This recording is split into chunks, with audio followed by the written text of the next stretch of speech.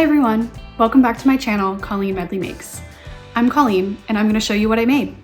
If you enjoy home decor and DIY content, I encourage you to subscribe to follow along as I decorate my apartment while living car-free in Southern California. In today's video, I'm going to take you through my creative process for creating a gallery wall in our entryway. This was very much a learning process for me, so you'll see my approach kind of evolve as I go throughout the video. My goal with this gallery wall was to use frames that we already had, and for the most part art that we already had, to bring personality and meaning to what was a large blank wall in our apartment. I think putting together a gallery wall can be a very personalized process, depending on the things that you already have or might want to display and the aesthetic that you're going for. In this case, I wanted to create something colorful and kind of eclectic to bring life to my space, and also to give the look of something that was collected over time. Let me show you the space that we're working with. This is the wall that we're working with. It's kind of this area that spans the entryway, the start of the apartment, to the kitchen, which is on the other side.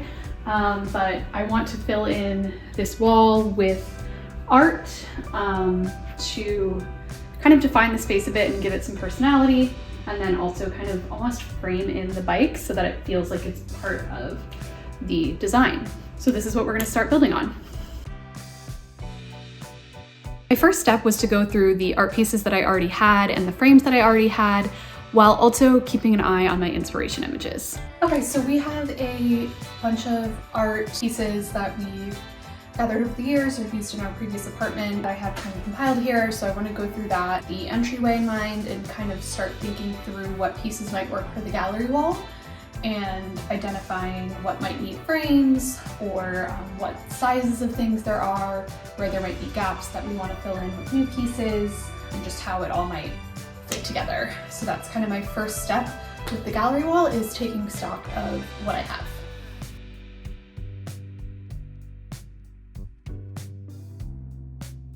The other thing that I'm doing while I'm looking at the pieces that I have is kind of keeping my inspiration images nearby so that I can reference them and start to pick up on some commonalities and think about how I want my gallery wall to look and how I can achieve something similar.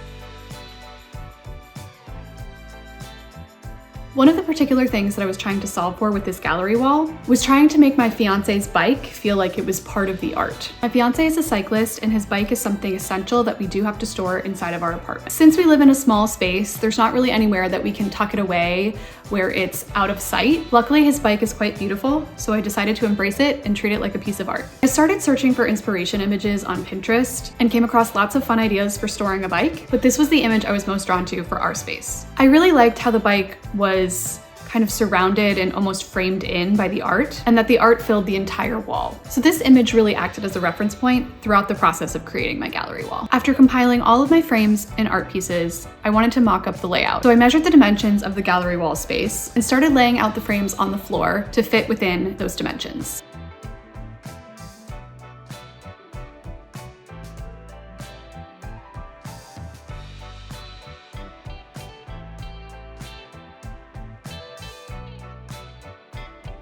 Okay, so I kind of broadly mapped out the dimensions of the area of the gallery wall, and then started just placing frames that I have within that amount of space, just to not really for these specific pieces of art, but for the overall combination of frames. So this is like my initial placement, which I think, I'll continue to noodle with. Already noticing something I want to change.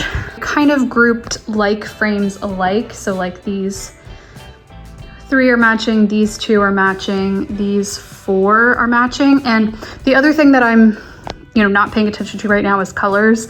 Like I have some gold, some silver, some black, some white frames, and I do want to think about the best way to make this cohesive, and that may be by making all of the frame colors match, but it may be fine to do a mix. So I'm not too I'm not concerning myself too much with that right now. I'm more so focused on space and placement and size of frames and whether the frames that I have will work or if I need different size frames. I'm working with mostly smaller frames and I'm trying to see whether that is going to be doable or whether it makes it look too busy and if instead I need more larger frames, but I don't know. I'm not sure yet. Okay, I've moved things around a bit more. I mean, I could keep playing with it on and on and on, but I think there's also, a lot that will become more clear when it's on the wall or seeing it in the space. And so there's only so much value in continuing to tinker with this. And the thing that I'm now contemplating is whether I should make cutouts of all of these frames and tape them up to the wall and start playing with it there, because I'm just not sure that I can really get to a place of confidence that this is, the layout until I'm seeing it on the wall. But I'm also wary of the amount of effort that will take to cut out every single one of these, and I also don't really have paper for that right now. So I would need to get a roll of craft paper or something and trace these and cut them out. And I know that that is going to take a long time, but maybe it would be worth it. And maybe it would also make the hanging process easier because I could use those as templates to hang. So the time to do all of that may kind of pay off ultimately. What I really want to do is start thinking about what's going in each of these frames, but I'm not there yet. That would not be the right move at this point because I'm not confident that these are the right frames. At that, I may not want to use this many small frames and I may need to think about switching out for larger frames, and I don't want to waste my time thinking about artwork when the base of the gallery wall is not solid. Okay, I realized that I have all of these Whole Foods bags that were under my sink and that I can use these to cut out all of my frames and then have them be templates so that I can try it out on the actual wall. So this is an awesome solution, free, using something I already have. And now I can go through and cut out all of these shapes, label them with my Sharpie to identify which piece they are, and then play with it on the wall. So I'm really excited about this.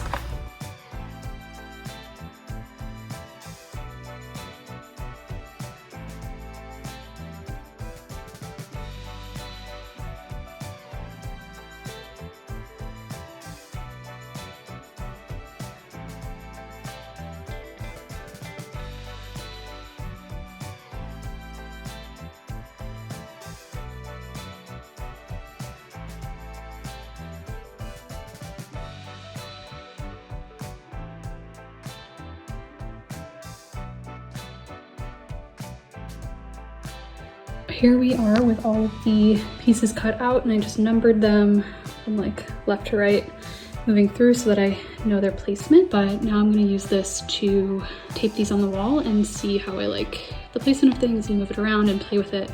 But I think this is going to be super useful. Okay, so it is the next day. I am back to start playing with the templates that I made on the actual wall, which is exciting. I also found one more frame that is a bit larger, so that may help balance out the different sizes of frames. So I cut out a template for that. And now we can just get started laying things out on the wall.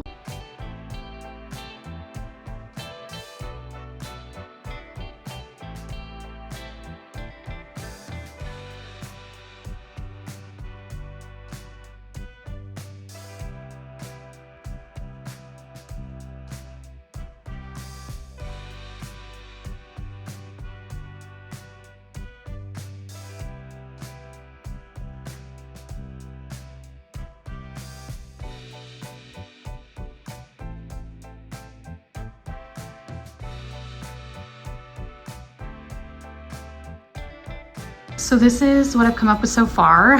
Clearly the templates were worth making because this is an entirely different layout than I had laid out on the floor. It just goes to show that you really don't know until you're on the wall how things are gonna play out. The other main thing that I kind of realized with this process is there were a couple of things on the wall behind here, some like outlets and things that I wanted to cover up. And so really what made the most sense was starting with putting a piece there and building around it. And that's not really something that I had considered in my floor layout. All my tape is coming undone. This is clearly not sustainable. So it really made sense to start there and then build around it. There is a vent here, but if we ever need to be using it, we can just pull that piece down and set it to the side.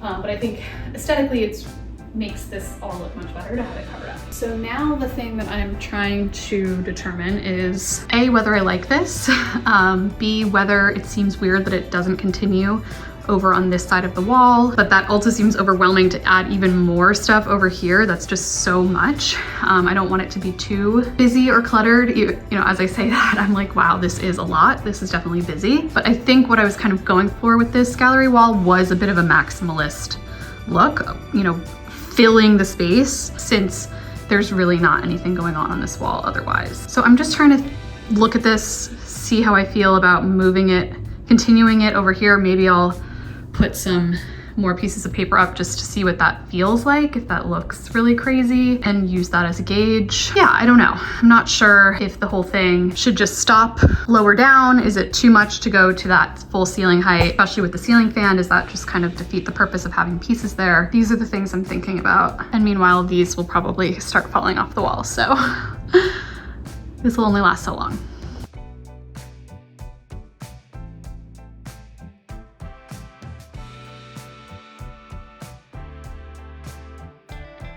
Okay, I added a plant on the table just for example. Something like that. Okay, final adjustment I made on this for today before I sleep on this, come back to it another day, is I swapped out the round mirror here for a larger art print. Now the print itself doesn't necessarily have to stay, but the size of frame is a little bit larger than any of these other frame sizes. I was feeling like the round mirror was just too small and not gonna work, so either I need a larger mirror or something more significant. I also like the idea of leaning the art piece just so that it feels distinct from the rest of this gallery wall and that it's not weird that the rest of that space isn't filled, that it is sort of separate in its own thing. But I'm liking that a lot better, whether it is just a mirror that's larger or, you know, an art print of this scale. I think that really is helping me feel more balanced. And then I can go either way on the picture above the lamp. You know, I might pull that down and see how it feels, but I do right now feel like it kind of bridges the two spaces in a way that I'm liking. But I don't want this top area to feel too blank. I'm also feeling like these two guys are a little bit small, so I might want to think about trading that out for something larger. And then I'm considering doing a full length mirror here, and so that would solve the mirror issue. But I think this is really good progress. Now, I didn't just sleep on this proposed layout. I left these templates up for a good 3+ weeks. And in that time, they miraculously did not fall off the wall. And we took a trip to Palm Springs, where I ended up sourcing a lot of the art for this gallery wall. If you want a deeper dive on the art pieces I found in Palm Springs, check out my thrifting video, where I take you through all of the things I picked up while we were there.